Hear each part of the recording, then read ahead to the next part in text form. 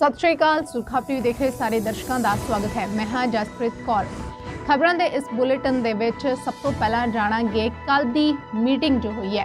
साल 2020 की आखिरी बैठक किसान जथेबंदियां दे नुमाइंदियां ते केंद्रीय मंत्रियों के नाल हुई मीटिंग दे विच नतीजा एक बार फिर तो कुछ नहीं निकलिया। सरकार 2 कानून रद्द करने वास्ते मनी है। MSP का हजे भी अड़िका बनया हुआ है। मीटिंग दे विचों एक होर मीटिंग निकल के सामने आ गई है। इस दे नाल ही दस दईए कि अज दिल्ली विखे होने वाला ट्रैक्टर मार्च भी फिलहाल कर दिता गया है रद्द। ये रद्द क्यों किया गया है, मीटिंग के संबंधी कुछ खास गल्लां जड़ियां आ दसांगे विस्तार दे नाल। नवां साल किसानां दे नाल बैनर हेठ तक पाऊ रैली अज अमृतसर तो दिल्ली वास्ते हुई है रवाना। किसान जथेबंदियां दे वल्लों समूह देशवासियों नूं कीती गई है अपील। पंजाब सरकार ने कोरोना वायरस के हालातां नूं देखते हुए नवे हुक्म कर दिते ने। जारी विआहां दे विच होण वाले इकट्ठ संबंधी मिल चुकी है वड्डी खुल। किसानी अंदोलन दे चलदे हुए लगातार आए दिन हो रहियां ने मौतां। बीते कल एक होर किसान ने तोड़िया दम।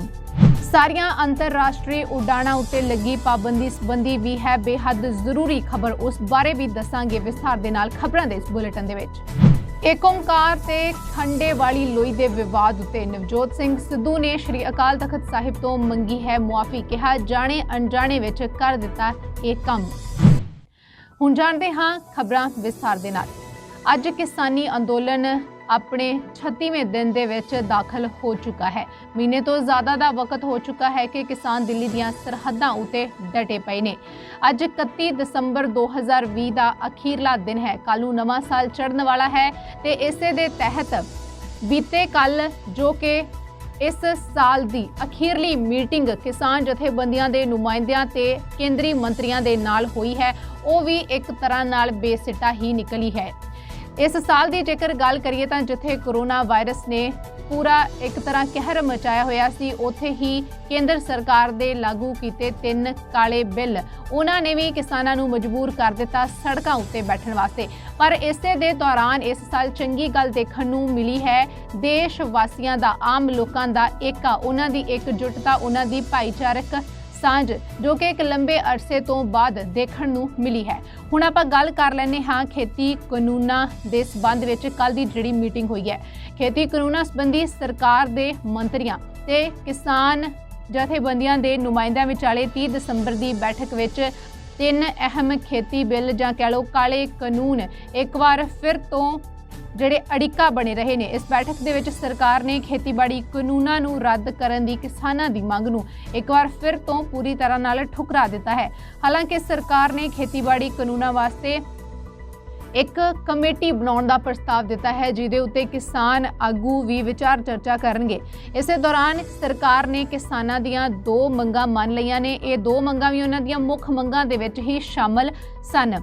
सरकार एक ते उसका कहना है कि वो जिहड़ा बिजली सोध बिल 2020 है उसनूं लागू नहीं करेगी ते दूजा बिल जिहड़ा पराली ऑर्डीनेंस पास किया गया सी, जिस दे तहत 1 करोड़ का जुर्माना किया जाएगा ते नाल ही कैद की सज़ा दी जाएगी, उसनूं भी वापस लिया जाता है। उहदे विचों किसानां नूं बाहर कढ़िया जाएगा। ये सरकार इन्हां मुद्दिआं उत्ते तां मन गई है, पर खेती कानून नूं रद्द करने वास्ते सरकार तैयार नहीं है। उत्थे ही किसान आगुआं ने कहा है कि सरकार नूं 3 खेती कानूनां नूं रद्द करना ही पवेगा, रद्द करना भी चाहिए है।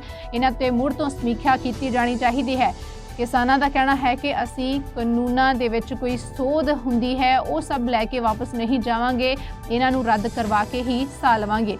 सरकार का कहना है कि सरकार बाकी धारावां उत्ते विचार करने वास्ते तैयार है जो इतराज़योग ने, पर किसान आगू तां कह रहे हैं कि सानूं सोध बारे गल नहीं करनी चाहिए।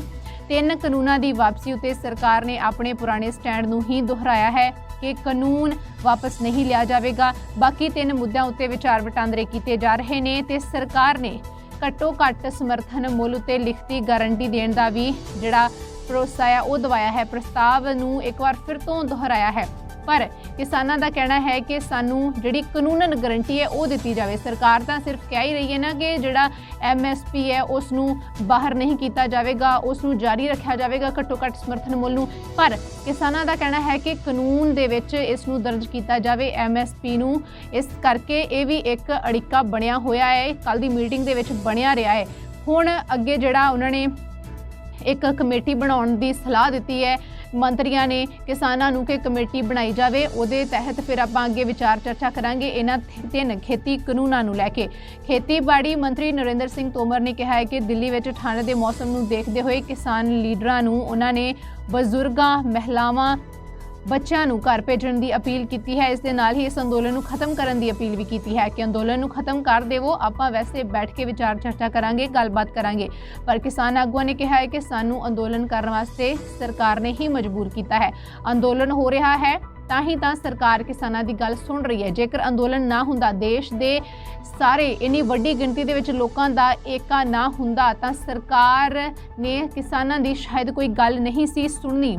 काफ़ी हद तक जेकर किसानां जथेबंदियां दी सुनिए तां यह जिहड़ी कल दी मीटिंग है काफ़ी सकारात्मक माहौल दे विच रही है। इस मीटिंग दे विच मंत्रियों ने किसानां नाल उन्हां दा लंगर छकिया ते किसानां ने भी केंद्रीय मंत्रियों दे नाल बैठ के उन्हां दी चाह पीती है।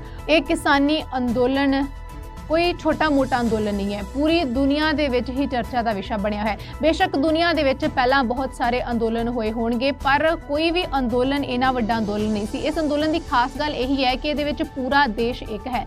किसी भी भाईचारे के लोग होण, किसी भी धर्म जात के लोग होण, वो इस वेले एकजुट होकर खड़े ने। इसे करके ही सरकार डगमगाई हुई है, वो नरमी वरतना चाहती है, वो भी अंदोलन को खत्म करना चाहती है क्योंकि भारत सरकार की काफ़ी जड़ी एक तरह नाल बेइज्जती हो रही है कि अपने किसानों की गल सरकार नहीं सुन रही। सरकार दे जिहड़ा उन्हां दे अत्याचार दे अगे किसानों नूं, आम लोगों नूं सड़कों के उत्ते सौण वास्ते मजबूर होना पै रहा है। इसलिए किते ना किते सरकार अपनियां दलीलों तो, अपने स्टैंड तो पिछे हटी हुई है। पर खेती कानूनों के प्रति किन्नी कु नरम हुंदी है इस सरकार, ये हुण अगली मीटिंग तो बाद ही पता लगेगा। अगली मीटिंग 4 दसंबर नूं दोपहर 2 बजे विज्ञान भवन विखे रखी गई है, जिहदे विच खासा तौर उत्ते MSP उत्ते विचार चर्चा होवेगी। MSP के कानूनी पहलुआं ते होर मुद्दिआं उत्ते 4 जनवरी नूं दोपहर 2 बजे विचार चर्चा की जावेगी। इस दे नाल ही जरूरी ते अहम खबर है ट्रैक्टर मार्च नूं लैके जो कि अज दिल्ली विखे कढ़िया जाना सी। जिवें कि मीटिंग हुई है उहदे विच 2 कानून जिहड़े आ उन्हां नूं रद्द करन बारे सरकार ने सहमति जताई है। सो इसे दे तहत जिहड़ा अज दिल्ली दे इलाके विच सरहदां उत्ते ट्रैक्टर मार्च होना सी वो रद्द कर दिता गया है। उसनूं 4 दसंबर तक टाल दिता गया है जां कह लो कि मुलतवी कर दिता गया है। किसान आगुआं दा कहना है कि सरकार ने अपने सख्त रवैये दे विच कुछ कु ढिल दिखाई है, नरमी दिखाई है। इस दे मद्देनज़र ट्रैक्टर मार्च उत्ते फिलहाल रोक ला दी गई है। 4 दसंबर तक ये रोक लाई गई है। 4 दसंबर नूं मीटिंग दे विच MSP उत्ते विचार चर्चा करन दा जिहड़ा एक फैसला आ वो सुनाया गया है। 4 दसंबर नूं की फैसला आउंदा है उहदे तो बाद ट्रैक्टर मार्च का जिहड़ा फैसला है वो कीता जावेगा। इस दे नाल ही तुहानूं दस दईए कि नवां साल चढ़न वाला है, जिस दे मद्देनज़र समूह किसान जथेबंदियां ने देशवासियों नूं अपील की है कि नवां साल किसानां दे नाल मनाया जाए। वध तो वध गिणती दे विच लोग दिल्ली दीआं सरहदां उत्ते पुज्जण, किसानां दा समर्थन करन, उन्हां दा साथ देण, जिहदे नाल किसानां दा हौसला होर दूना चौना हो जाता है। अज किसानां दी वल्लों एक रैली जिहड़ी है अमृतसर तो दिल्ली तक कड्ढी जा रही है। नवां साल किसानां दे नाल बैनर हेठ अज तक पाऊ रैली अमृतसर तो दिल्ली वास्ते रवाना हुई है। अमृतसर दे गोल्डन गेट तो शुरू होके ये दिल्ली दे टिकरी बार्डर उत्ते जाके रुकेगी। हुण गल कर लैने हाँ कि कोरोना वायरस के हालातां संबंधी जो नाइट करफ्यू जारी सी, कुछ हदायतां जिहड़ियां सी, कुछ पाबंदियां लगाईयां गईयां सी पंजाब सरकार दे वल्लों पंजाब दे वासियां दे वास्ते।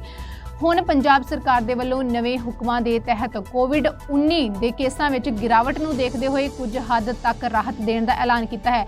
बहुत ज़्यादा जिहड़ी राहत है वो तां पहलां ही दे दित्ती गई है। जिहड़ी माड़ी मोटी ढिल सी जां कह लो पाबंदी सी उहदे विच भी ढिल देण दी हुण गल कैप्टन साहब ने आख दित्ती है। सरकार दे वल्लों जारी आदेशां दे तहत पंजाब दे विच हुण 1 जनवरी 2021 तो रात का करफ्यू खत्म कर दिता गया है। दस दईए कि दसंबर दे विच रात का करफ्यू लगाया गया सी, हुण इसनूं खत्म कर दिता गया है। 31 दसंबर तक रात का यह करफ्यू जारी रहेगा, 1 तो यह हट जाएगा। करफ्यू कारण रात नूं 9:30 बजे तक होटल, रेस्टोरेंट, मैरिज पैलेस बंद करने का आदेश भी वापस ले लिया गया है। हुण ये रात पर जदों तक अगलियां दी मर्जी है इसनूं खोलिया जा सकता है।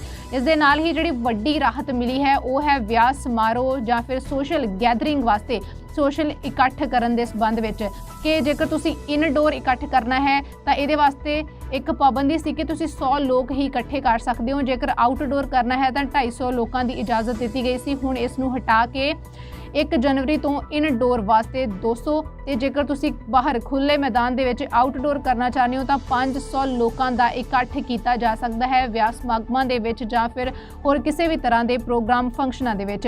सरकार ने यह भी कहा है कि जिलिਆਂ दे विच इस व्यवस्था नूं सख्ती नाल लागू करने वास्ते प्रशासन नूं उचित व्यवस्था करनी होवेगी। सरकार ने सोशल डिस्टेंसिंग नूं लैके पुख्ता प्रबंध करन नूं भी कहा है। दस दईए कि जिहड़ी सोशल डिस्टेंसिंग है, समाजिक दूरी बना के रखना जां होर निक्कियां मोटियां हदायतां आ कोरोना के लक्षणों तो बचण वास्ते वो उस तरह ही रहणगियां। इहदे नाल ही जिहड़ी खबर है कि अमृतसर दे विच नवें साल की आमद मौके सख्ती की जा रही है।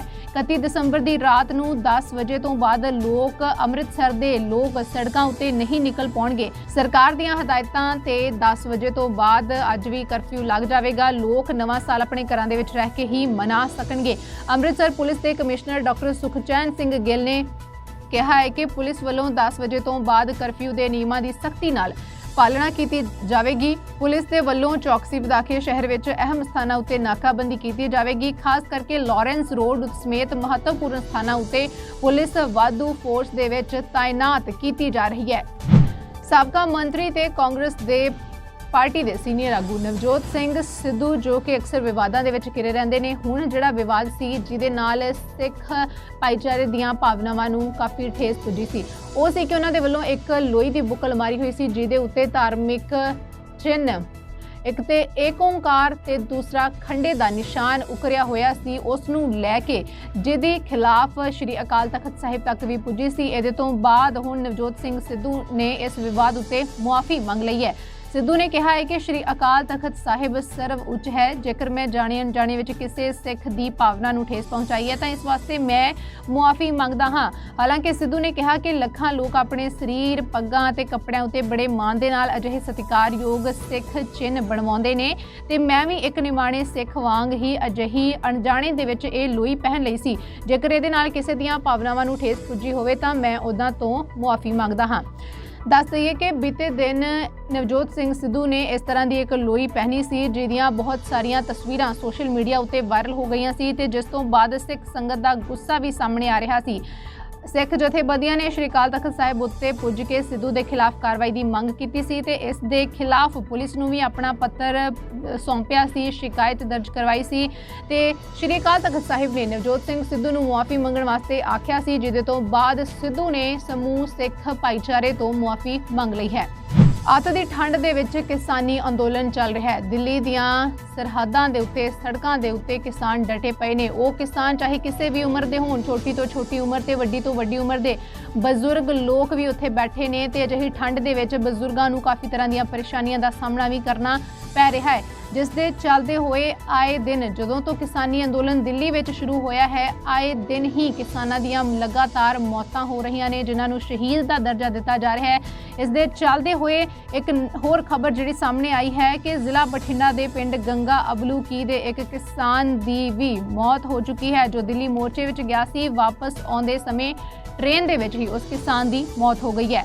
ते किसान आगू मलकीत सिंह ने दस्सिया है कि पिंड गंगा अबलूकी का किसान बलदेव सिंह पुत्र जलौर सिंह 55 साला दिल्ली विच खेती कानूनां दे विरोध विच चल रहे मोर्चे विच शामिल होने वास्ते गया सी ते वापस आउंदे समय ट्रेन दे विच हार्ट अटैक करके उस किसान की मौत हो गई है। उन्होंने दस्सिया है कि बलदेव सिंह किसान के सिर करीब 2.5 लाख का कर्जा सी। जमीन भी कोई बहुती नहीं, थोड़ी बहुत ही सी। पिछले कई दिनों तो दिल्ली विखे मोर्चे दे विच पुजा होया सी। उन्होंने मंग की है कि किसान के सिर उत्ते जिन्ना भी कर्जा चढ़िया होया है वो सारा माफ़ किया जाए तो 10 लाख रुपए का मुआवजा दिता जाए, नहीं तो उन्हों का संस्कार उन्ना चिर नहीं किया जाएगा।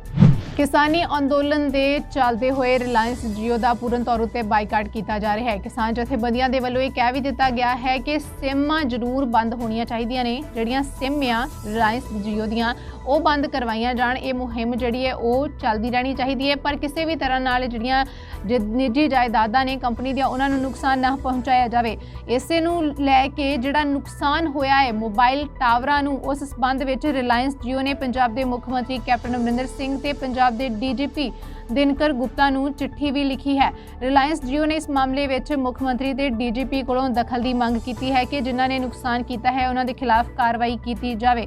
दस दी कि पंजाब के 1700 तो वध मोबाइल टावरां नूं नुकसान हुण तक पहुँचाया गया है ते कैप्टन ने तो पहला ही कार्रवाई के जिहड़े निर्देश है जारी कर दिते सी कि पुलिस कार्रवाई की जाएगी जिहड़े लोग टावरां नूं नुकसान पहुँचाउणगे।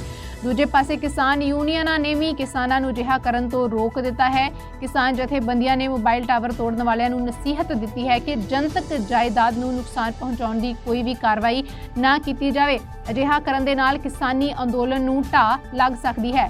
भारतीय किसान यूनियन एकता उगराहां ने कहा है कि मोबाइल टावरां जां होर जनतक जां फिर निजी जायदाद नूं नुकसान पहुंचाउण वाली किसी भी वो कार्रवाई के खिलाफ हैं। हुण गल कर लेने हाँ सारिया अंतरराष्ट्रीय उड़ाणा संबंधी जिन्हां उत्ते पाबंदी होर ज़्यादा वध गई है।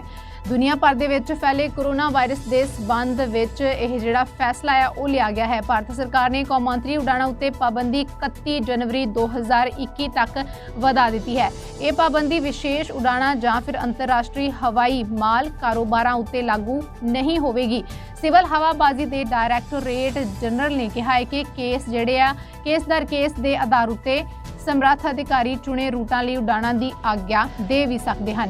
नियमित अंतरराष्ट्रीय यात्री एयरपोर्ट नूं कोरोना वायरस के कारण 23 मार्च तो रोक लाई गई है। हालांकि वंदे भारत अभियान ते एयर बबल प्रबंधों के तहत मई तो कुछ खास देशों नूं विशेष अंतरराष्ट्रीय उड़ाणां नूं चलाउण दी आग्या भी दी गई है। भारत ने 24 देशों के नाल अमरीका, ब्रिटेन, सऊदी अरब, कीनिया, भूटान, फ्रांस समेत एयर बबल समझौते उत्ते हस्ताक्षर किए ने। इस नाल माल जहाज़ों का संचालन प्रभावित नहीं होगा।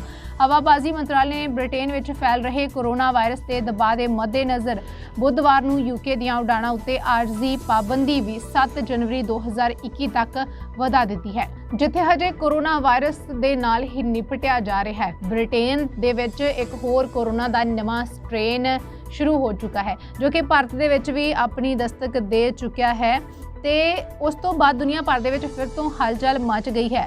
ब्रिटेन जाण उत्ते जिन्नियां भी फ्लाइटां आ उन्हां सारियां उत्ते रोक लाई गई है। भारत दे विच भी इस कोरोना के नवे स्ट्रेन के कई केस सामने आ चुके हैं। 15 के करीब ये नवे जिहड़े केस आ वो भारत दे विच लोकां दे विच सामने आए ने।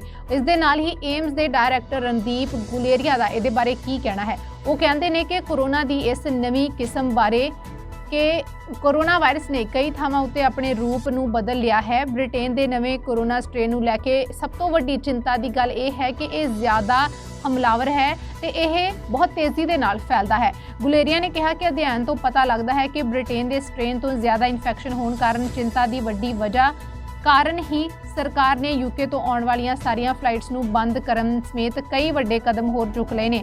जेकर ब्रिटेन के स्ट्रेन के चलते हुए कोविड-19 के मामलों के इजाफा होंदा है तो उस उत्ते एक्शन लवांगे। फिलहाल भारत दे विच चंगी स्थिति है बनी हुई है तो रोज़ाना के मामलों के विच काफ़ी कमी भी आई है। रिकवरी दर काफ़ी उच्ची है तो मौत दर भी काफ़ी घट है। खबरों के इस बुलेटिन के विच इन्ना ही दोबारा मिलांगे, तद तक के लिए दिओ इजाजत। धन्यवाद।